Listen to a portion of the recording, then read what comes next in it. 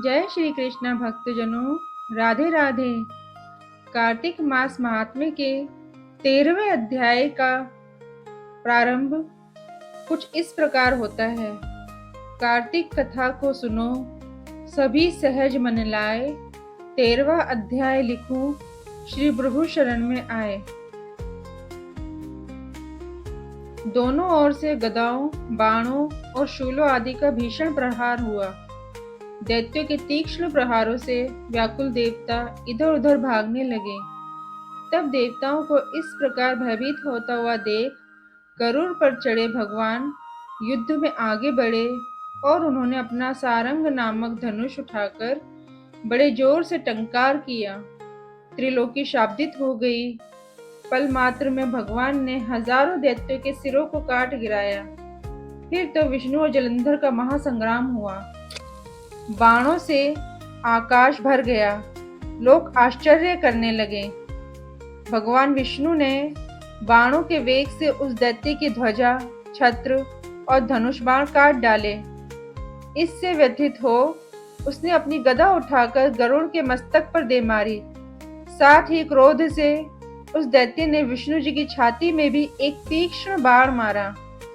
इसके उत्तर में विष्णु जी ने उसकी गदा काट दी और अपने शारंग धनुष पर बाण चढ़ाकर उसको बींधना आरंभ किया। इस पर जलंधर इन पर अपने पैने बाण बरसाने लगा। उसने विष्णु जी को कई पैने बाण मारकर वैष्णव धनुष को काट दिया। धनुष कट जाने पर भगवान ने गदा ग्रहण कर ली और शीघ्र ही जलंधर को खींचकर मारी। परंतु उस अग्निवत अमोघ गदा की मार से भी वह दैत्य कुछ भी चलायमान ना हुआ। उसने एक अग्निमुक्त त्रिशूल उठाकर विष्णु पर छोड़ दिया।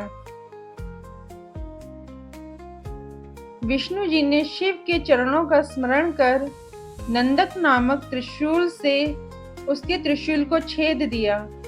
जलंधर ने झपट कर विष्णु जी की छाती पर एक जोर का मुष्टिक मारा। उसके उत्तर में भगवान विष्णु ने भी उसकी छाती पर अपनी एक मुष्टि का प्रहार किया। फिर दोनों घुटने टेक बाहुओं और मुष्टिकों से बाहु युद्ध करने लगे।